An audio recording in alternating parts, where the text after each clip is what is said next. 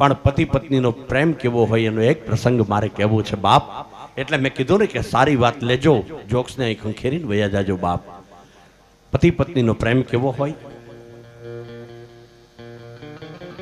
બરોબર એક સંતની કથા ચાલે, સપ્તાહ ચાલે,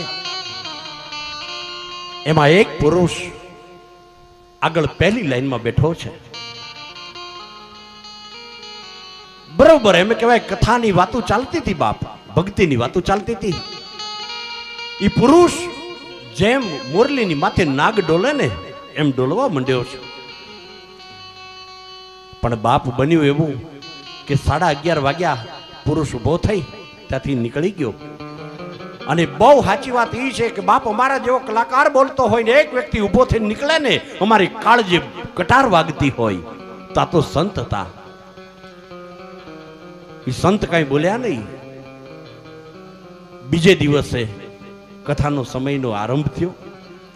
પાછો એ પુરુષ આવીને બેઠો છે. સંતે કથાની શરૂઆત કરી. રામન રોમન હારી તો રોતાને રાજી કરે, વાલપ નો હોય વ્યવહાર તો રોઈ બતાવે રામજી. બરોબર એ માણસ ડોલવા માંડ્યો પણ 11:30 વાગ્યા પાછો એમ કહેવાય કે ઉભો થઈને નીકળી ગયો. એટલે સંતે બોલાવી અને એટલું કીધું કે અહીંયા તો ભાઈ તને રામાયણ નથી ગમતી? બાપુ ગમે છે ને? તો ભાઈ મારી વાણી નથી ગમતી? બોલે બાપુ તમારી વાણી પણ ગમે છે. તો ભલા માણસ તું પહેલી લાઈનમાં બેસે છે, મારી વાતની અંદર કથાની અંદર તું એક એક શબ્દને માણે છે, તો 11:30 વાગે ઊભો થઈને શું કામ જતો રહે છે? સાંભળજો પતિ પત્નીમાં કેવો પ્રેમ હોવો જોઈએ. ત્યારે પુરુષ એટલું બોલ્યો તો કે મહાત્મા મારી પત્ની છેલ્લા 7 વર્ષથી દવાખાનામાં છે. એમ શું થયું છે? રોગ એકેય પકડાતો નથી, પણ છેલ્લા 7 વર્ષથી કોઈને ઓળખતી નથી, બેશુદ્ધ હાલતમાં છે.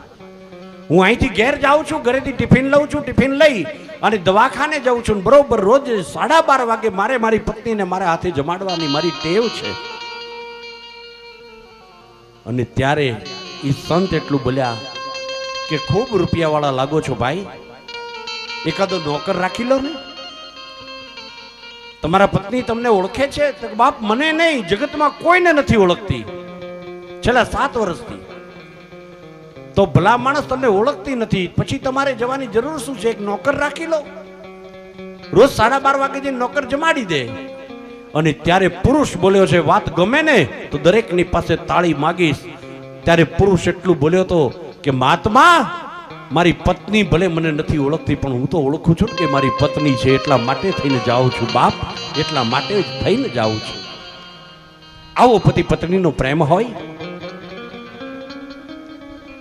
સાથે જીવા મરવાના કોલ દીધા હોય. અને બાપ એક પત્ની રસોઈ કરતા કરતા દાઝી ગઈ. એટલી વધારે પ્રમાણમાં દાઝી હતી કે એનું મૃત્યુ થઈ ગયું. એનો પતિ પહેલવાન જેવો હતો સાહેબ, પણ પત્નીના અવસાન પછી પુરુષને એનો વિયોગ એટલો બધો લાગ્યો કે સુકાઈને લાકડી જેવો થઈ ગયો. બન્યું એવું એ મારો મિત્ર હતો સાહેબ, એને હું મળ્યો. પહેલવાન જેવું શરીર હતું, સુકાઈને લાકડી જેવો થઈ ગયો. મેં કીધું ભાઈ આ શું થયું દોસ્ત? તારું શરીર તો પહેલવાન જેવું હતું, આવો સુકાઈ ગયો? અને ત્યારે એને એટલું કીધું કે મારી પત્ની બળીને મરી ગઈ છે.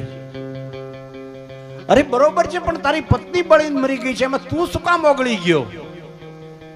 સાહેબ એ પુરુષે મને જવાબ આપ્યો તો, મારા મિત્રએ મને જવાબ આપ્યો. મને કે પ્રફુલભાઈ મીણબત્તી જોઈ છે? મેં કીધું હા. એમાં સળગે છે કોણ? મેં કીધું અંદર રહેલો સૂતરનો દોરો સળગે છે. ઓગળે છે કોણ? આજુબાજુનું મીણ ઓગળે છે.